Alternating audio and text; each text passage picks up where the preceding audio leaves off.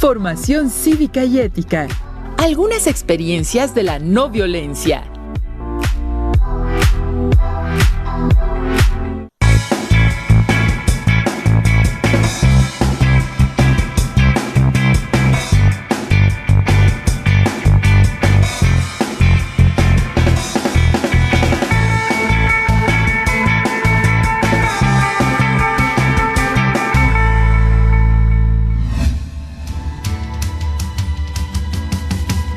Queridas alumnas y alumnos de la asignatura Formación Cívica y Ética de segundo grado, soy la maestra Patricia Germán y me da mucho gusto estar nuevamente con ustedes. La sesión se titula Algunas experiencias de la no violencia y en ella reconoceremos que la no violencia es un medio muy eficaz para solucionar conflictos sociales o políticos. Además de que el diálogo y el respeto implican alta conciencia por la igualdad y la justicia. En esta ocasión se explicará la importancia de valorar las implicaciones del método y praxis de la lucha no violenta.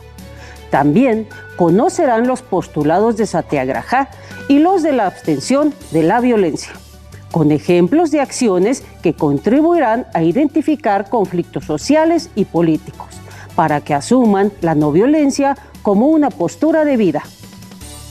Les invito a que se acomoden y presten atención a la información que analizaremos de forma conjunta. Antes de comenzar, les recuerdo que es muy importante mantener los hábitos de higiene, como son el constante lavado de manos y el uso correcto del cubrebocas, así como mantener la sana distancia. Preparen su cuaderno o una hoja blanca, bolígrafo o un lápiz. Si son personas con discapacidad visual, necesitan hojas Leyer, punzón y regleta. A lo largo de la sesión, anoten por lo menos 5 ideas generales sobre el tema y todo lo que consideren relevante. Iniciamos.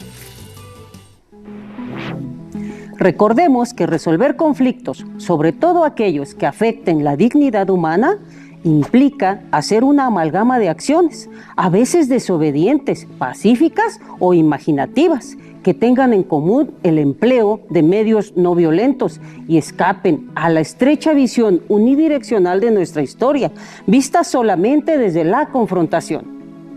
Y que la no violencia es una afirmación, una forma de estar en la vida, una propuesta positiva para abordar los conflictos, transformarlos, superar las injusticias y reaccionar ante la pasividad y la apatía. Así, necesitamos entender la posición de las y los otros, porque ahí se encuentran el origen y la solución de los conflictos. Esto implica ser capaces de hacer una radiografía, un mapa psicopolítico de cómo piensan las y los otros. Entender no significa aceptar o acomodarse a lo que piensan, pero sí reconocer que piensan distinto y por lo tanto necesitamos estar abiertas y abiertos a sus posibles razones. Lo que debemos dejar muy claro es que nunca se usará la violencia. Por el contrario, se usarán métodos de acción de la no violencia, como la concienciación, protesta, resistencia, persuasión o desobediencia. Es importante saber que la postura no violenta significa que lo que se haga por las personas tendrá un beneficio común. Escuchémoslo en voz del psicólogo Francisco Cervantes, quien nos habla de las ventajas y necesidades de realizar luchas en la actualidad y en nuestro entorno. Continuando con las ventajas de hacer acciones no violentas para defender nuestros derechos, para transmitir nuestra opinión, yo como parte de la sociedad civil diría que las acciones no violentas buscan la concertación, la negociación, la escucha y la defensa concertada y colaborativa. Seguramente en tu colonia, en tu comunidad, en tu municipio hay infinidad de consejos consultivos. Ganamos con el diálogo, con la cercanía, con el enriquecimiento de propuestas, ganamos con la colaboración, el sector privado, el sector social, el clero, muchas instituciones civiles, muchas organizaciones ayudamos. La concertación también ayuda porque en el país habemos infinidad de asociaciones que estamos resolviendo problemas de la niñez, de la infancia, de la alimentación, de cuestiones ecológicas, cuestiones económicas, cuestiones de empleo. Nos organizamos más para hacer mejores propuestas. Hay otras muchas ventajas que tienen que ver con que se enriquecen las concertaciones, las ideas. Todos participamos para resolver ese problema del agua, ese problema de la seguridad, ese problema de la delincuencia, de atención a adultos mayores, a tener mayores parques, etc. El diálogo, la concertación, la participación ciudadana y sobre todo la corresponsabilidad son grandes ventajas. Hacer acciones no violentas para defender nuestros derechos, participando con responsabilidad, es de una gran ayuda a la sociedad.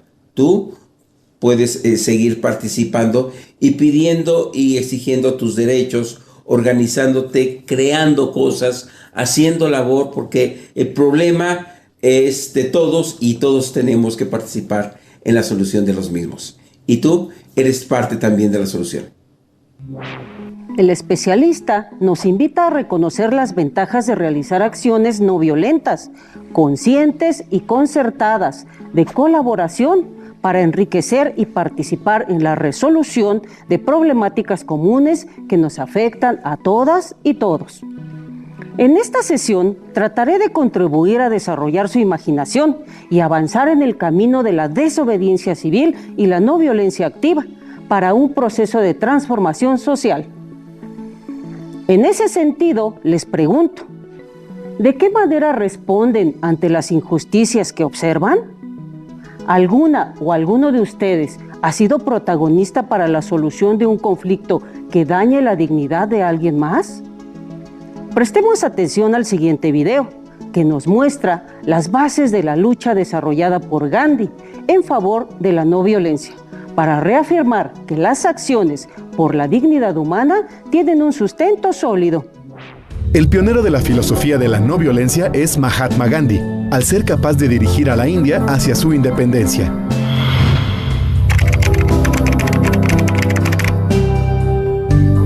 En 1915, Mahatma Gandhi regresó a la India desde Sudáfrica, con el objetivo de liderar el movimiento de independencia de su país del Imperio Británico.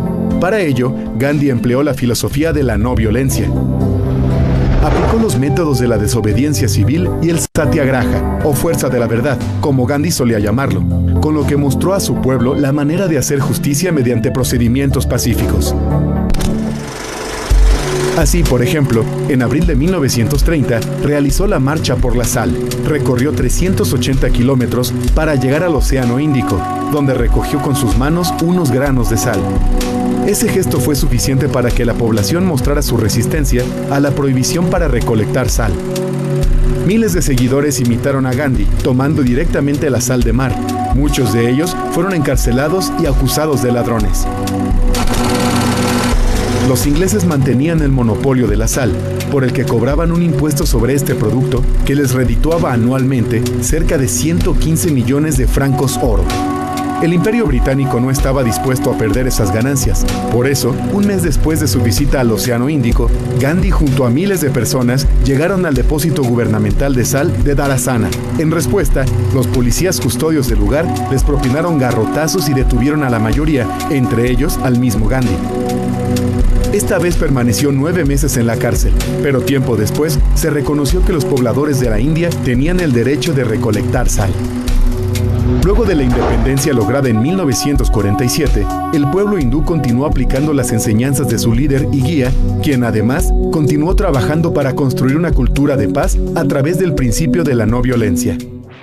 Como vimos y escuchamos, el video nos muestra un ejemplo de resistencia y ventajas cuando se participa activamente en beneficio común. Se enmarca dentro de los métodos y praxis de la no violencia, que se refieren a la lucha satyagraha, que se fundamenta en valores y argumentos ético-políticos, así como en postulados que se sustentan en la creencia de bondad inherente al ser humano, el poder moral y la capacidad de no hacer sufrir al oponente, sino de convencerle con la verdad. Satyagraha se traduce como la búsqueda, la fuerza o la persistencia de y en la verdad. Es un neologismo. creado por Gandhi para calificar la estrategia activa y constructiva de la lucha no violenta, que pretende elevar el nivel de conciencia de la población ante las injusticias, entendiendo la verdad como método político. Gandhi propone utilizar la no violencia y la resistencia, convirtiendo a quienes la practican en virtuosos y justos. Los principios generales de la lucha satyagraha se reflejan en 5 condiciones a poner en práctica. 1. Abstención de la violencia, que significa la adopción de técnicas que no comportan amenaza, sufrimiento, lesión del derecho a la vida o a la dignidad física y psicológica. 2. Disposición al sacrificio, que requiere compromiso, coraje y sacrificio.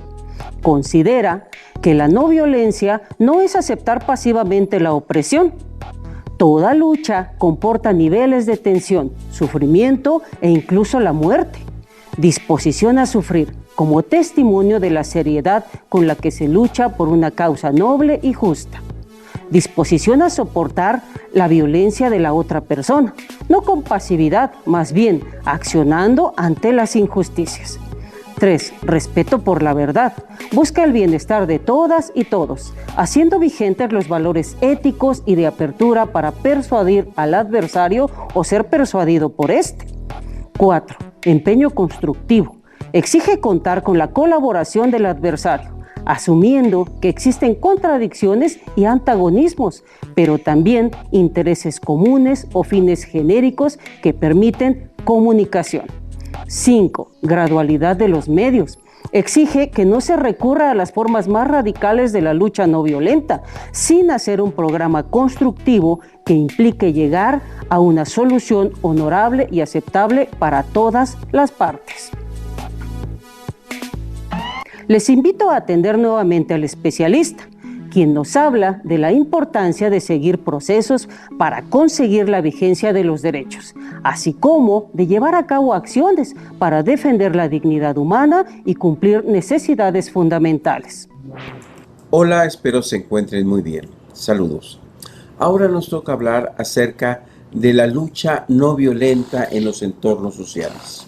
El entorno social es la escuela, la calle, el trabajo, la universidad, el mercado, el hospital, donde estamos conviviendo.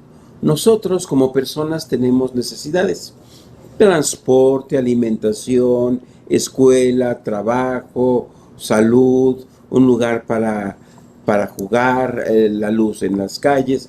En fin, tenemos una serie de necesidades y también tenemos derechos civiles, a ser bien tratados, derechos humanos, a la no discriminación, a tener un empleo, a tener un nombre, a recibir lo que a nosotros nos toca, un salario y todo lo que la ley ahí nos señala. En ese sentido, a veces nuestros derechos, nuestras necesidades no están suficientemente satisfechas, suficientemente cubiertas por parte de las autoridades a quienes les tocaría ayudar a cubrirlas. En este sentido, es muy legítimo ir a pedir que tengamos una escuela, tengamos pavimento, tengamos luz, el dinero que se ha designado para tener un parque público, para las medicinas, para ciertos programas sociales, se esté cumpliendo. A veces no se está dando. Entonces tenemos el derecho de protestar para defender nuestros derechos. Para entender bien el tema, la defensa de nuestros derechos no violenta, pues contrasta con la violenta. La violenta es romper vidrios, a gritar, a estar haciendo cosas indebidas, a quemar, a estar en una lucha contra las personas, a lastimarlas, a insultarlas. No logramos buenos resultados con eso. En cambio, cuando nosotros sabemos cuáles son nuestros derechos, podemos estar en una situación de diálogo, de seguridad, de búsqueda de solución hacia nuestras demandas, de tener participación, de tener corresponsabilidad, de saber cuáles son nuestros derechos ciudadanos, ¿sí? A tener una escuela, a no ser maltratado, a tener seguridad, a que no se me insulte, a que no me agarre la policía y me esté ahí maltratando, inventándome delitos que no son. Por tanto, tenemos que ir progresivamente conociendo cuál es la situación y pedir primero directamente el respeto a nuestros derechos, irlos exigiendo. Cuando esto no es posible, bueno, vamos con las siguientes autoridades y les decimos, esto es lo que está pasando y necesitamos que se resuelva, que se respeten nuestros derechos. Puede ser que no se nos esté respetando, que no se nos informe sobre ese uso de recursos, que no se quiera quitar a la persona que ofende o que se quiera imponer algún otro tipo de cosas. Entonces vienen las cartas, las peticiones que no nos hacen caso. Entonces vamos poco a poco escalando de manera no violenta, buscando la solución.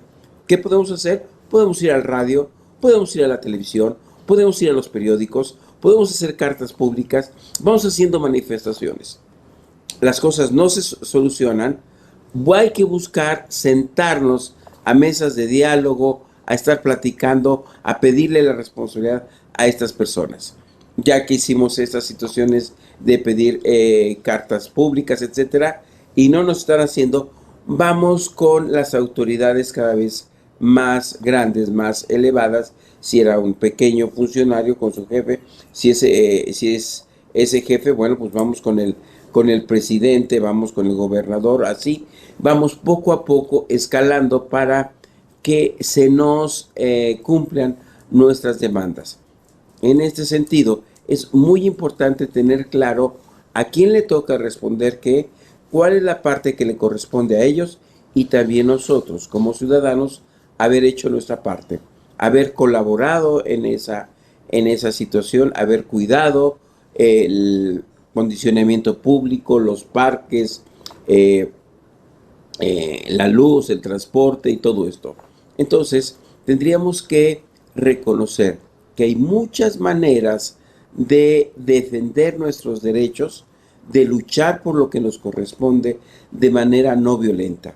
Lo mejor es platicarlo, lo mejor es construir entre todos las soluciones y acercarnos para que se defiendan nuestros derechos, para aquella persona que fue insultada, que fue violentada, que fue injustamente tratada, corrida, maltratada, sea defendida. Tendríamos que ser solidarios, cooperativos para que todo esto se mejore y no dejar que se pisoteen nuestros derechos, pero tampoco caer en situaciones que nos van a tener problemas. La lucha no violenta, Gandhi hacía también huelgas de hambre, se han hecho muchas cosas a lo largo del tiempo y cada vez tenemos que tener sociedades en donde tengamos más el diálogo, más la proposición, más la solución, pero también la firmeza para sostener, para manifestarnos, para hacer consensos, para hacer votaciones, para hacer encuestas, para hacer una serie de recursos que nos permite la ley para defender nuestros derechos. Podemos destacar que el especialista nos habla de la importancia de la lucha no violenta y la gradualidad en la defensa de los derechos, de responsabilidades, de generar acciones que desarrollen sociedades solidarias que dialoguen para vivir dignamente. Para complementar, les comparto los postulados de la abstención de la violencia, que son métodos de acción y resistencia ante conflictos políticos y sociales, la dominación u opresión. Se clasifican en 3 grupos. Escuchemos algunos componentes, características y observemos la gradualidad de ellos. 1. Persuasión y protesta. Se trata de un primer nivel de intervención, bajo y gradual. Ejemplos: declaraciones formales, comunicación a grandes audiencias, acciones públicas, abandono de recintos, dar la espalda. 2. Métodos de no cooperación y no colaboración social, económica y política. Son formas de resistencia que implican un mayor forcejeo y esfuerzo, como hacer boicot o huelgas estudiantiles, que implican rechazo a la autoridad. 3. Métodos de intervención no violenta. Se trata de un nivel de participación concentrado, profundo y sistemático, como ayuno, huelga de hambre, desobediencia civil o incumplimiento público de una ley. Ahora, revisemos el siguiente audiovisual, en el cual se nos ofrecen alternativas para llevar a cabo las acciones de no violencia de las que hemos conversado. A continuación, les presentamos estas estrategias. El diálogo encabeza la lista de acciones para la resolución no violenta de conflictos. Protestas públicas. Por medio de marchas, procesiones y mítines, se informa a la comunidad de las inconformidades por las cuales se sale a la calle.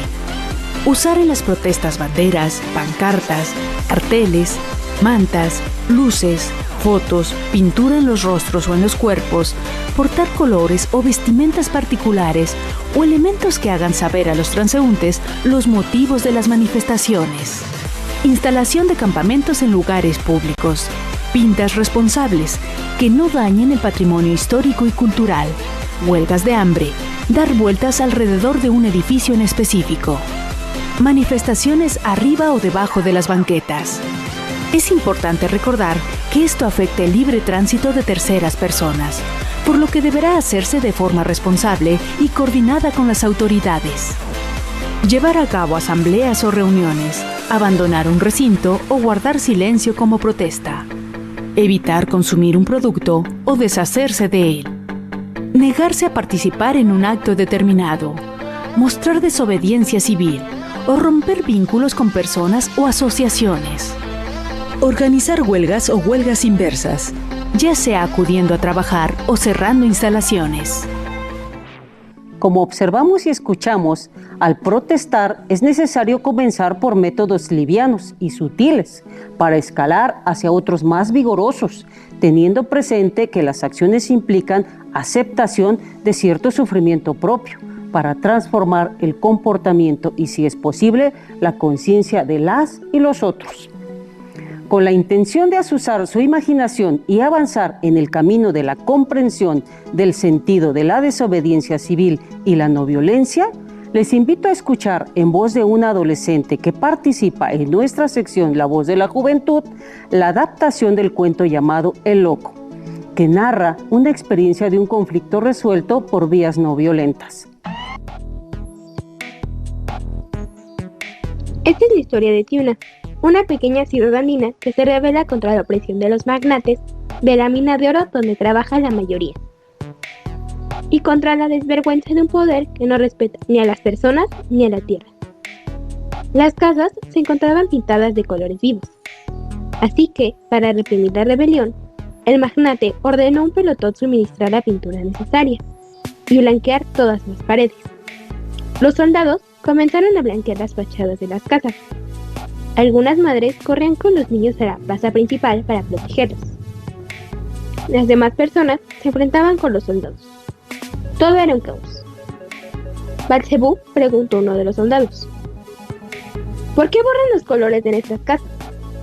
Las casas son nuestras y de colores son nuestras paredes. El soldado se sintió incómodo y vio a sus compañeros y contestó: nosotros hacemos lo que se nos ha ordenado. Apártense. Apártense o... No dijo lo que harían si no se apartaban. Miró a sus compañeros y les dijo: nos han dicho que blanqueemos y blanqueamos, ¿entendido? Los soldados levantaron las trochas mientras las personas seguían tratando de impedirlo. De pronto, desde el fondo de la calle se acercó el loco y riendo gritó: ¡bonito! El nuevo muro es más bonito. El loco, que sin dejar de reír, dijo: eso es, colorearemos. ¡Colorearemos! Tomó de la mano de un soldado la brocha y trazó una línea que pasaba sobre todos los cuerpos de los jóvenes y concluía en el muro. El soldado sonrió. Era mejor así. No desobedecían y al mismo tiempo no fastidiaban. Y así, en las paredes, quedaban dibujadas las siluetas de los pobladores de Tiuna. De pronto, todos corrieron a los muros. Se recargaron en ellos siguiendo al loco. Hasta el alcalde se dejó blanquear. ¿Qué tal? Como escucharon, se logra un proceso de transformación social. Se empeñan convicciones personales, capacidad de sacrificio, esfuerzo, resistencia moral y, en definitiva, se opone a las injusticias, haciéndolo de manera eficaz, creativa, ética, honesta y leal. Vamos a realizar el reto de la sesión.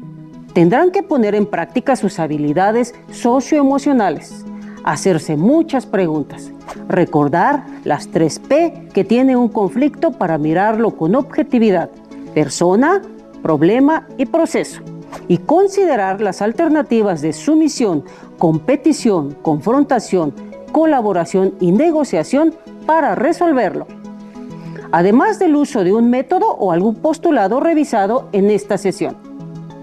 Escuchen con atención el conflicto, escríbanlo y resuélvanlo. En una ocasión, un profesor le dijo a la más destacada de sus alumnas: tú no puedes sacar 10 en mi asignatura, aunque tu desempeño y tus evaluaciones lo digan, ya que solamente una divinidad sacaría la más alta calificación. A mí, que soy tu maestro, me corresponde el 9, y a ti, que eres mi alumna, te corresponde el 8. Así que esa será la nota que aparezca en tu boleta. Hay que resolver la situación, ya que evidentemente es injusta. Platiquen el caso con su familia, consideren opiniones diversas, agreguen ideas y resuélvanlo aplicando la no violencia. Recapitulemos. En la sesión reconocieron las implicaciones de la lucha no violenta, así como su método y praxis. Conocieron los postulados de la Satyagraha y los de la abstención de la violencia y ejemplos en la práctica de dichos métodos. Comprendimos que la no violencia es un medio eficaz en la búsqueda de la verdad, una acción cordial basada en el diálogo y el respeto a la vida. Les invito a que consulten su libro de texto para informarse más sobre el tema. Recuerden que la no violencia es una serie de acciones permanentes en contra de las injusticias. Recuerden que seguimos explorando y descubriendo en Aprende en Casa 3. Continuemos generando saberes y sigamos adelante en este ciclo escolar. ¡Hasta luego!